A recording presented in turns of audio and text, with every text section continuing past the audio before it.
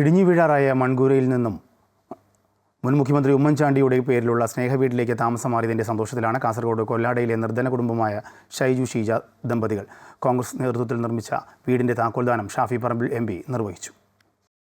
Plastic sheet മറച്ച മൺകട്ട കൊണ്ടുള്ള ഇടിഞ്ഞു വീഴാറായ കൂരയിൽ നിന്ന് 8.5 ലക്ഷം രൂപ ചെലവിൽ നിർമ്മിച്ച സ്നേഹവീട് കുഞ്ഞൂഞ്ഞു ഭവനത്തിൽ കമ്പല്ലൂർ കൊല്ലാടയിലെ പുത്തൻവിളയിൽ ഷൈജു ഷീജ ദമ്പതികൾ താമസം തുടങ്ങുമ്പോൾ സന്തോഷം പങ്കിട്ട് മലയോരവാസികൾ ഒന്നടങ്കം ഒത്തുകൂടി കൂലിപ്പണിയെടുത്ത് ഉപജീവനം പുലർത്തുന്ന കുടുംബത്തിന് നല്ലൊരു വീടെന്ന സ്വപ്നം അന്യമായിരിക്കുമ്പോഴാണ് മികവോടെ മലയോരം പദ്ധതിയിൽ ഉൾപ്പെടുത്തി ജില്ലാ പഞ്ചായത്ത് അംഗം ജോമോൻ ജോസ് മുൻകൈയെടുത്ത് കോൺഗ്രസ് കമ്പല്ലൂർ കൊല്ലാട വാർഡ് കമ്മിറ്റികളുടെ സഹായത്തോടെ ധനശേഖരണം നടത്തി ഭവന നിർമ്മാണം പൂർത്തിയാക്കിയത്.